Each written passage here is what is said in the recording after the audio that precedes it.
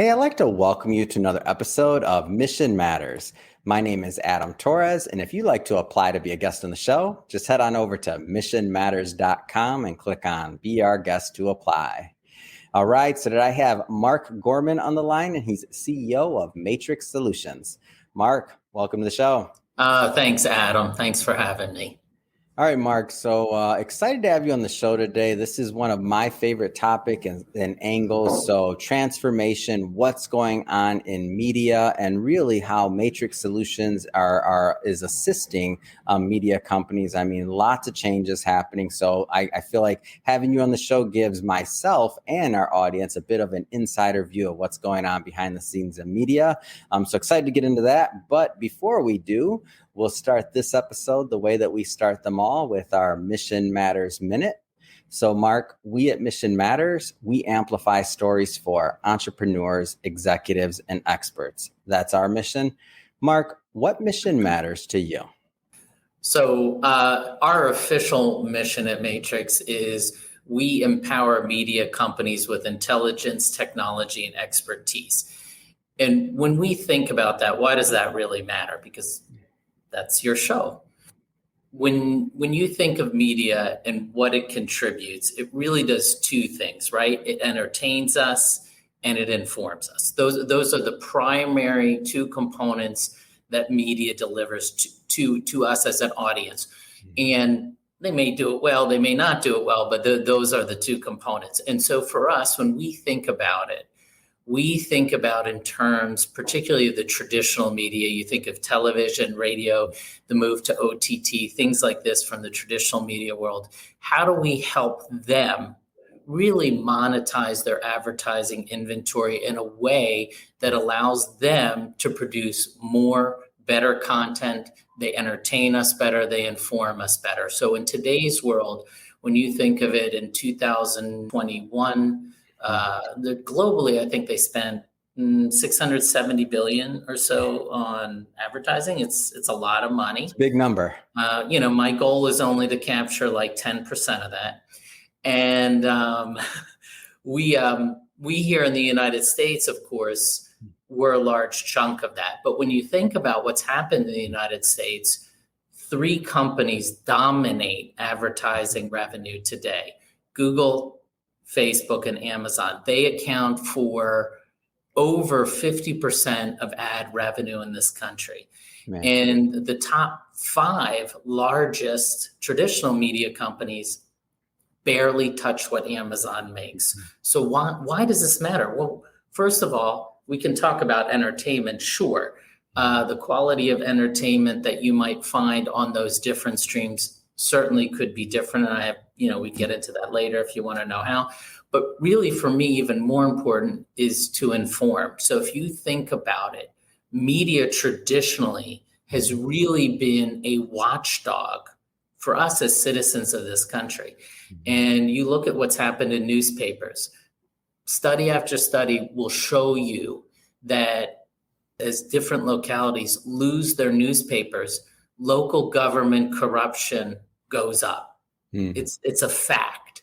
And so we as citizens should be concerned that as our money is all moving towards Google, Amazon, and Facebook, we may not get the kind of protection that we have historically from media. So for me, it's really important to help our clients, help our prospects figure out how can we monetize your inventory in a way that's easy to understand, easy to execute, easy to measure. That'll get you the business. Yeah, it's great insight, and it is an issue. So when we think about and I'm sure many of the people watching this remember maybe when they had like a local newspaper or something else, or stories about that were in their communities that really no longer exist, whether it's on newspaper form or if it's in the online form. I mean, I was just reading earlier today, Gannett's going to maybe be downsizing part of its reach in eastern Massachusetts, creating what could end up to be a news desert, right? Like an entire part of Massachusetts that would not be covered, and those people there would be at a disservice because they would no longer know what's going on in terms of the media and news and things like that. So a lot of the things that we maybe take for granted on the news side and as consumers, just not always understanding that it does take revenue, it does take an ad set at the behind the scenes to make, like, nothing's free, right? Like, the journalists have to get paid, the media outlet has to get paid, you have to keep the lights on, right? So this, whether we think it does or not, it affects us all, right? And that's right. So it's interesting when you say that. So you do, of course, in this nation, we still have, and for us as a company, we are going beyond the borders of the United States. But when you think of the United States today, losing the newspaper hasn't been good, but we still do have local broadcast. You do have local radio, and they do a great job in providing that kind of local news and information and investigation. However, even their budgets are getting squeezed. And it's interesting. I don't know, it was a couple of years ago when Australia came up with the new law that Google actually had to pay newspapers for the news that they were pushing to consumers, which I think is actually fair. If Google's making money off that content, they should have to pay for it. Oh, that's interesting. I was not aware of that. So Mark, I want to take a pause here for a moment. I just want to go, let's say, back in time a bit, because obviously you've been in this industry for a bit and you know what you're doing. But, like, where did all this start? Like, where did this fascination with media and kind of going down this path? Where did it begin for Mark? Well, I would say that this, like much of my career, was more accidental than it was by design. So when I was a kid, as kids, we all dream of, being policemen, firemen, et cetera. That was not my dream. My dream, I remember this very distinctively in elementary school, was I was going to become an international banker. I didn't know quite what that meant, but that was my goal. I came home every night, so we'll give up my age a little bit, when we had 7 stations, TV stations. I'd watch PBS every night at 6:30 to 7, watching the nightly business report. I mean, I'm like in 4th grade. I'm thinking, God, international banker. What a geek. It's ridiculous. So shockingly, I did end up in finance after doing some things. And I spent from grad school on about 20 years in private equity and hedge funds. And in 2013, I was introduced to some people who were looking to make some investments, and I joined them. And we had bought Matrix. And a couple of years after that, I took over as CEO. Matrix is really a legacy company. It's been around, shockingly, for a tech company since 1992. Wow. And I would say, like a lot of technology in this business, it's old. People built it, but they didn't really reinvest. So I came in really with an eye to reinvest in the underlying software, which we did. We're now built on Azure. Everything underneath is new. We're an open platform. We've adopted the TIP initiative for API, data movement. And then, with a real focus on how do we expand beyond our core. So we as a company, our core was, and still is today, local broadcast. We're probably 85% of that market. But so for me, over time, over the last few years, I've learned this industry. I think there's a lot that we can do, technology and media companies together, to become really competitive and not just compete with each other in the same segment, but really recapture a lot of that pie. It's amazing because the kind of audience engagement that you get from a radio or TV advertisement, or even if you look at OTT, when people are watching a streaming show that has advertisement in it, that is the highest engagement you can get. So to me, these companies should be growing at much, much faster rates. And so what do you think some of the challenges there for some of the media companies there? Is it lack of knowledge, investment, capitalization? I mean, and obviously it's going to be different, right, for every company, obviously, but what are some of the challenges that you find hold people You're back? going to get me in trouble. That's what this question, you told me no loaded question. So no, listen, I'm pretty honest about it. What actually amazes me, I think it's a couple of things, right? So these media companies still make a lot of money. Yeah. And I think for big companies, most big companies, not all. So for example, I was talking to Karen Yager from Gray, who runs their technology, and she and I were talking about this. I think she's not of this ilk, but many people are, that changing technology or doing something different is risky.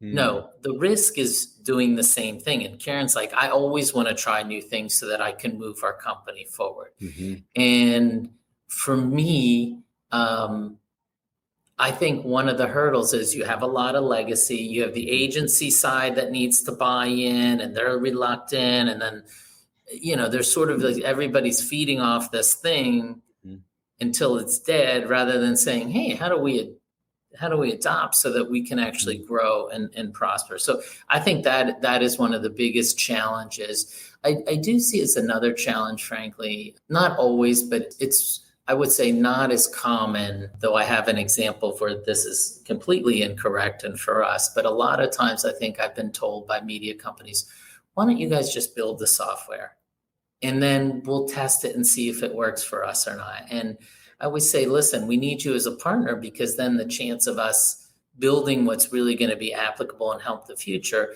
is going to be higher. And they're like, people say, well, we don't know. And I always say the same thing.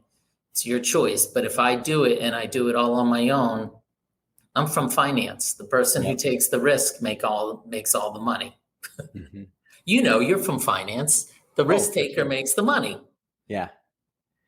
So the idea, and I get it. So the partnership model and working with somebody, it also makes it a longer term relationship. Like, there's just so many benefits in that. But I can get that though, like people not wanting to, or even like you mentioned, legacy companies and trying to get everybody on the same page to start something new. I mean, that can be a challenge, but I mean, you just look at look at Kodak. I mean, look at some of these companies that maybe it's a great example. Didn't go through some of that pain, and you're like, there's just so many obvious examples. And then you even look at maybe some of the newer media companies that kind of leapfrog and eat a certain amount of, let's just say, spend from an advertiser based on being a little bit more forward with their content or other things they're doing. So I get it. And it's a quick changing space. So I guess it does make it interesting for those that are also on the rise, right? Well, I think it's interesting because you bring up a couple points. So first of all, say with Kodak, just as an aside, I was in I think it was CVS or Walgreens or Rite Aid the other day. Somebody was actually getting photos developed. I thought, well, that's interesting. That's something I haven't seen for years. I didn't even know they still did. I haven't seen that in a bit. Now, when I say that, that's true. However, we are working on our sales gateway, which we will be calling Admiral. And we are doing that in partnership with 4 different organizations that are some clients, some not. So while I say that sometimes is a hindrance, there are times that the media companies, when they find the right partner and they understand the plan, can step up and really, really be strong. And I think some groups are closed, just like in technology. And there's other groups that say, wow, if we work together, I think of like I mentioned Gray, but Hearst is the way, Graham, CMG, et cetera. These groups are all groups that say, hey, if we work better together, we can still compete, but we can also work at the same time to build the pie.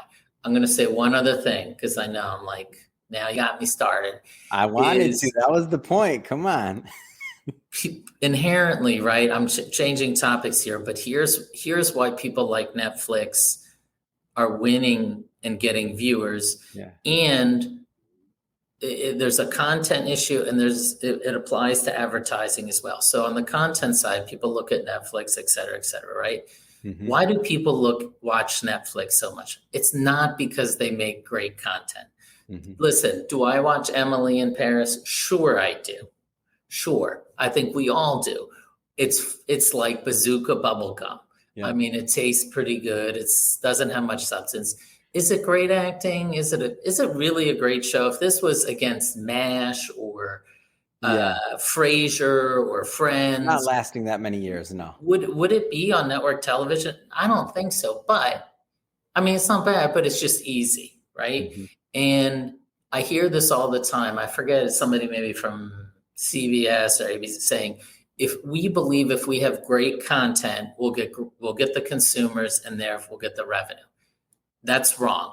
That is a wrong statement, because here's the thing. Think of the show Manifest, produced by NBC, was on NBC for 3 years, was getting canceled. The final season, they let it stream on Netflix. It rapidly became the number one show on Netflix for like 6 or 7 weeks. Wow. So that tells you, right? It wasn't about whether it's a good show or not. It was more about, is it a good enough show that was easy for consumers to get to? And it's the same with advertising. People don't go to Google or Facebook or Amazon necessarily because they're getting the best engagement. Yeah. No, it's just easy. It makes you feel good when you say, oh, I can target these demographics, et cetera. But the truth of the matter is what you're ending up getting from that ad is maybe not as good, but it's just, if it's easy. Yeah. And so, that's what I think we need to shift as an industry and make it all easy. So then advertisers start saying, okay, where am I really getting the best value and the best results? Not just hitting people, but how am I actually getting people to go to my stores or go to my online store or, buy my service, whatever it is. Yeah. And distribution's key here. I mean, when I think about even like our shows and when we were making the original decisions of what platforms and what it would look like and how the distribution would be done. And it's like, you don't want to force people from one platform to another. Like, how can you keep not interrupt somebody's user experience? And in your example, if somebody likes being in Netflix all day, well, how can you keep them in Netflix, right? So on the advertising side of things, it's logical. It just makes sense. Speaking of which, let's talk about, you mentioned it a bit, but I want to go further. So let's talk about Matrix Solutions. So maybe take a moment to tell us a little bit more about the company itself. So where to start? I won't start at the beginning, but I will mention, what we are as a company. So we are headquartered in Pittsburgh, Pennsylvania, and actually the founder of the company came out of KDKA, which was the first television station in the United States. We have an office in Mexico City where I'm going for the next 2 weeks. So I'm looking forward to that. I love going to Mexico City. And we also do some outsourced development in Bangladesh. And then we have an employee in Bangkok we do some QA over there for the overnight development. So our primary product today is Monarch. And Monarch you can think of it as somewhat of a competitor to Salesforce in the sense that it is some of what you get is a CRM system. We sit in the sales organization. The AE is using our product like you would use a Salesforce to prospect, et cetera. However, we're more than that. So we're a tool that's also used by their managers and by the C-suite because we integrate with multiple systems. At its core, we integrate with all your revenue and traffic systems so that we will bring in historical data, 5-10 years of data per account. We cleanse and normalize all that data. So as you know, when you have people inputting information, if one puts it in with an apostrophe S and one forgets the apostrophe, that's suddenly 2 accounts. We scrub all that so that we're used in the C-suite.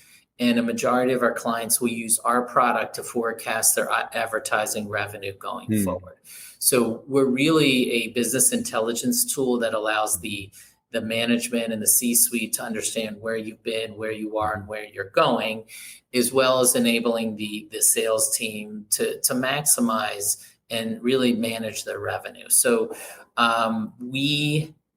like I mentioned, we've been in the broadcast world for a long time. We are currently developing what we call Monarch for Network. So it will be a network-oriented product. We'll have specific things. So, networks, they do upfronts, they have scatter. These are things that you won't really see as much in a local broadcaster, but from a reporting and knowledge standpoint are really important to networks. So this dedicated product will be coming out in the next few months, the first version.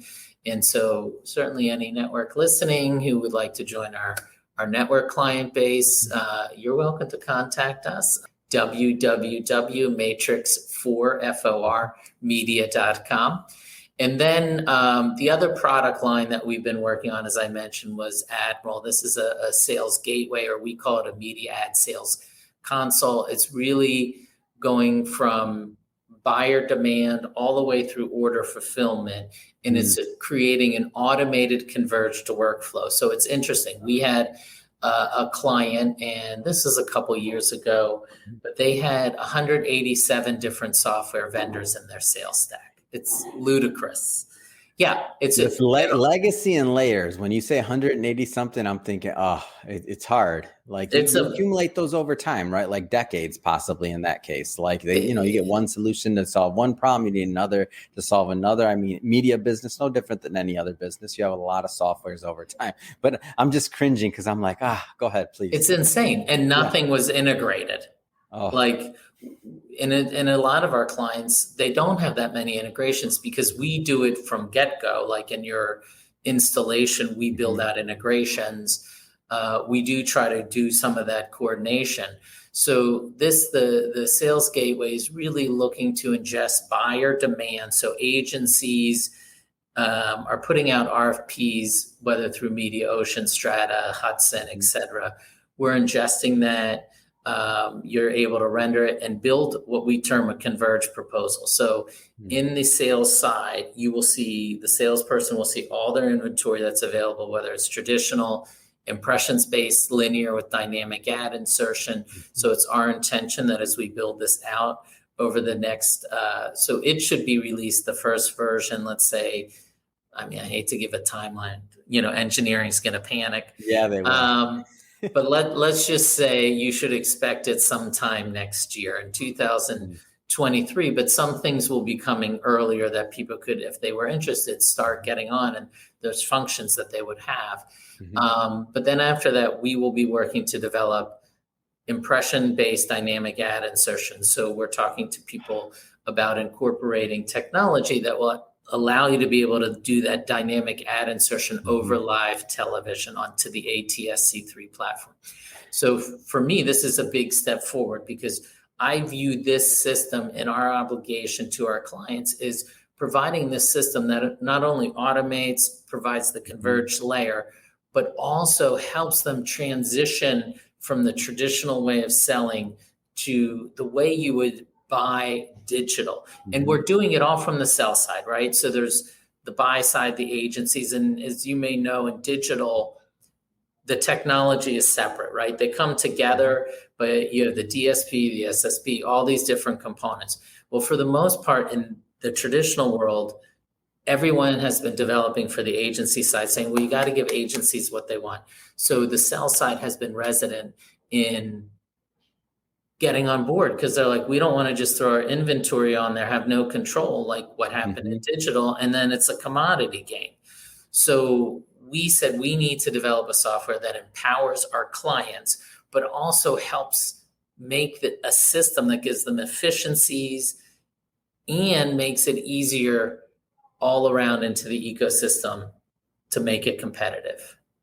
And so by going, that's a huge step, first of all, and being able to be impression based and to give that same user experience for them that they'd have, on the broadcast side that they already have in digital. That's big, especially for selling. The idea of dynamic ads, so having more than one advertiser buying impressions, like just the capability of that. That's pretty next level, I feel like. And that on the sell side, that brings them to be able to, they just have much more bandwidth to do more of what they want to do and also to serve their clients, right? Those longer standing relationships and otherwise to deliver on their promises. I think that's huge. Yeah. Listen, I'm excited. We do have some stuff developed clearly, and we have a great team that's working on it. So I feel very optimistic. What is tell me a little bit about the user experience and what it just is like to work with Matrix Solutions, because people will be watching this, but it's like as we started the interview talking about like, what are some of the things that hold people back? Sometimes it's the idea of trying something new and onboarding. So, obviously each product's going to be a little bit different, but let's maybe start with let's just go over maybe Monarch and just like what it looks like if a media company's thinking about, okay, we probably need to start thinking about this? Like, what does it look like user experience wise to maybe start thinking about Monarch? So, Adam, if I had to say it in one word, it would be unbelievable. Um, Great. So we as an organization, we're an ad tech company, but because we're dedicated to media and really dedicated to the sales side, we really view ourselves as part of media. Mm-hmm. So for us, it's really important that we understand, because we say we empower you with not only technology, but intelligence and expertise. And so we have, when somebody comes on as a new client, we have a very well developed implementation process. Mm-hmm. We look and we map our software. I like to call it tailored customization. Yeah. So if you have a certain process, let's say you have 8 stages in your sales process, and somebody else has 4, or you like this method or that method, you like to budget top down, you like to budget bottom down, or top down or bottom up. Mm-hmm. We can set that all up for you right away. So we'll have you up and running in, I mean, we say up to 90 days, but usually it's within 60.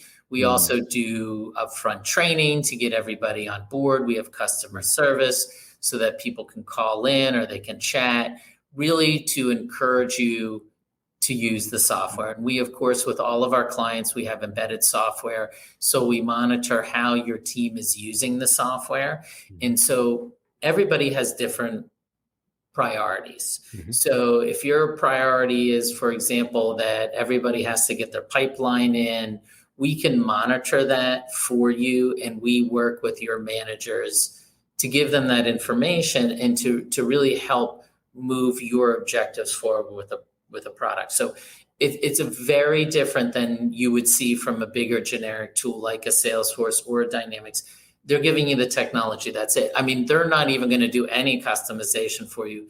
You've got to go out and buy it. So I'll tell you, this is, we've had 3 clients that I know of that had left us for Salesforce. And 2 of those clients have come back. And of course, no one's going to tell you what they spent on Salesforce outside of the product itself. Mm-hmm. My guess is kind of cobbling it together, and I don't know, it's my guess. One of these groups maybe spent $4 million, another spent $6 million, and there's a third group that spent, I believe, $10 million. You know, you are going to spend a lot of money to try to get that customization, and it's hard because that product's designed to sell consumer products. But for us, it's really important that our clients get the value out of our product. And I always say this, per dollar spent on our product, I don't believe there's another software out there that provides the same level of dollar value. I think you can't do better than us.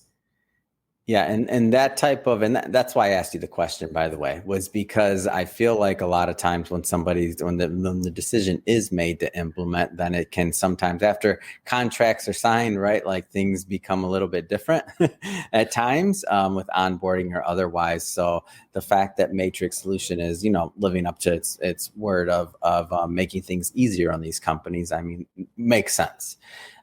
You mentioned earlier you're going to Mexico. So expansion international, I mean, that's exciting. I mean, tell me more about that. Hey, are we going to do the rest of this in I don't know if you speak Spanish, but I don't, but I want, okay. But I can nod.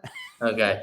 I have actually been learning Spanish, but I'm still pretty, I mean, my tutor claims, because he does this, it's like for homeschooled kids. That's the kind of tutor I got. And he's based in Mexico.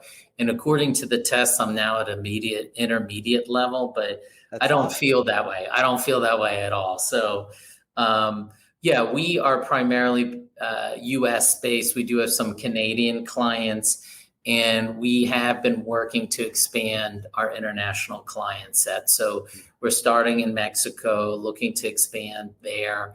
Our product is fully in Spanish. We do have clients like Estrella and Univision in the United States, Lieberman. So we already have Spanish clients in the United States, and even some of their sellers prefer using our Spanish version. But we can adapt any left to right language in less than 90 days. So certainly we hope to continue to move forward. But Latin America is really our first push. It makes sense. It's in our own backyard. And a lot of the ways they sell, maybe Peru, because Peru is, believe it or not, extremely advanced in how they do advertising. It has a lot of commonalities with the United States. That's awesome. I mean, so it's just a whole nother market, huge, I mean, big market for you to tap into, and then just keep expanding and build on some of the processes that you've done over here, over there, to another market that needs it. I mean, just makes sense to me. So more to come on that one, and excited to hear more about this expansion.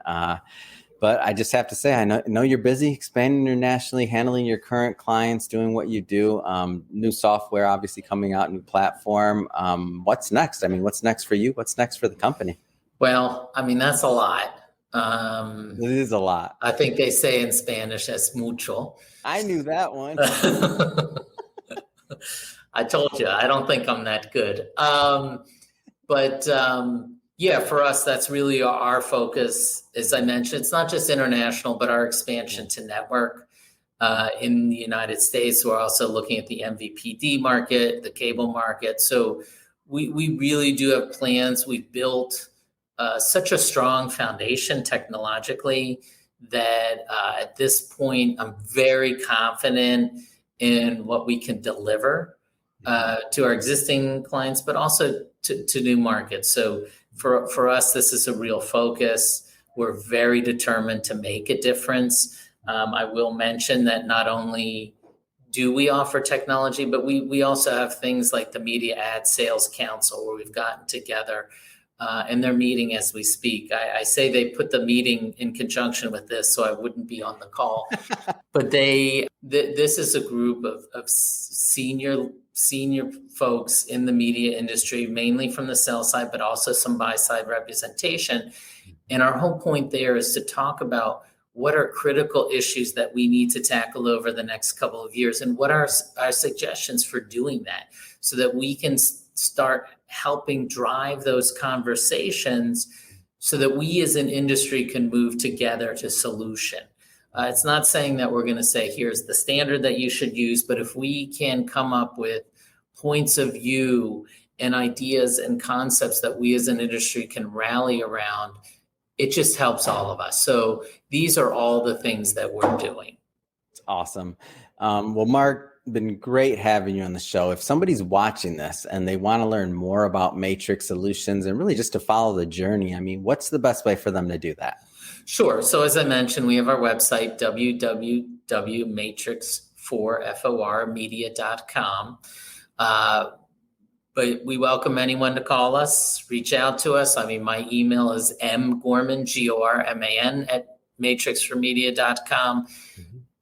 We'd love to talk. I mean, anyone interested, give us a call, whether you're a prospective client, you're in the media industry, if you're looking for partners, whatever it is, we're always open for those conversations.